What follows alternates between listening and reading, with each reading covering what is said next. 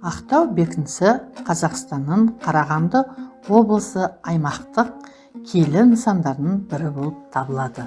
Ақтау бекінісі Жаңаарқадан 80 шақырым жерде Манақа өзенінің сол жағасында Ақтау тауына қарай жазық жерде орналасқан. 1832 жылы салынған бекіністің орны, шашылған үйіндісі, айнала қазылған орлары, шегенделген құдығы негізінде жасалған. Бұл бекіністе 500-де қазақ ұстаған. Ресей үкіметі Ұлытаудан Ақмола, Аягөзге дейін қазақ жеріне өктемдік жүргізбек болған. Бұл қорған 19 ғасырдың 70 жылдарына дейін тұрған сияқты. Бекініс патша ағзамның қазақ даласына жүргізген озбырлық саясатына орай салынған болатын.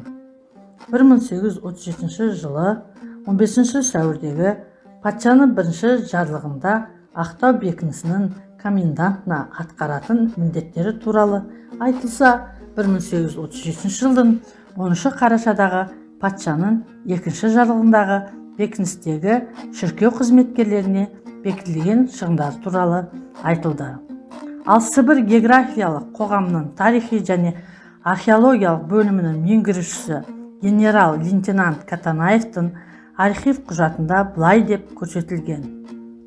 Ақтау дуаны 4 бұрышты жобада салынған. Тереңдігі қалыптағыдай ор қазылып, топырақ үйілген. Дуанның ортасына және шет жағындағы тастан казармалар салынған. Казактардың солдат, офицерлердің үйі саз балшықтан салынған. Құйылған кірпіштен қаланған. Қазақтардың аттарынан алған ат қоралары бар. Бекініс ішіндегі казармалар, офицерлер үйі, асхана, ат қоралар бітпей қалған. Дуанның қызметі Ақмола округін қырғыздардың бұзақылығынан қорғау, Қызылжардан Ташкент Бұхараға баратын және ол жақтан келетін керуендерді қорғау. 1840 жылдың 21 тамызында Қарқаралының приказной заседателі Шушерин мен жүзбасы Ребров Сібір корпусының басшысы Горчаковқа жазған мәлімдемесінде 24 мамыр 1840 жыл Шушерин және Ақтаудағы жүзбасы Ребровтың әскері Кенесары Қасымовтың оған қоса Саржан, Ержан, Құдайменді балаларының көтерілісін басуға жіберілген деген бұйрық алды. Жүзбасы Кудрявцев, Харунжи Бутаков басқарған әскер тәртіп бұзушылардың Сарысу бойымен төмен кеткенін білді. Содан Шуға өтетін ауылдарды тонап, мол олжа жеңіспен оралды. 1837-47 жылдардағы көтеріліс кезінде Кенесары хан сарбаздары бекіністі 2 рет шапқан. Бекініс ішіндегі казармалар, офицерлер үйі, асхана, ат қоралар бітпей қалған. Кене әскері құлан өтпестен түгіскенге жылжыды. Ендігі ойы Ақмоладан кейінгі үлкен бекініс Ақтау дуанын алу еді. Сонымен хан ордасын түгіскенге тікті. Кенесары хан 1838 жылы Ақтау бекінісін қоршап алады. Осы алу кезіндегі Кенесарының қасында болған Ағыбай, Жанайдар, Байтелі, Наурызбай, Танаш, Тілеміс пен Мәнші батырлары Ақтау бекінісін алу үшін ерліктерін көрсеткен. Алсай руынан Иса батыр Кенесарының туын ұстаған. Ақтау дуаны мен түгіскеннің арасы атпен суыт жүргенде ары ақ қонып, арен жететін жер. Кенесары құлан өтпестен түгіскенге қарай ойсуында гәп бар еді. Ақтау дуанындағы патша әскерлерін сезіктендірмей, алыстан барлап тұтқиылдан басып алу еді түпкі ойы. Бекіністің қазылған оры әлде түйе бойы терең. Қорған ішінде тұрғын үйлердің сілемі айқын байқалады. Түйдірген кірпіш сынықтары әлі жатыр. Қорғанның 4 бұрышында зембірек қоятын, қарауыл қарайтын орындар жер табаннан биік топырақ үйіндісінен жасалыпты. Қамалға кіретін қақпа орны терістік жағында.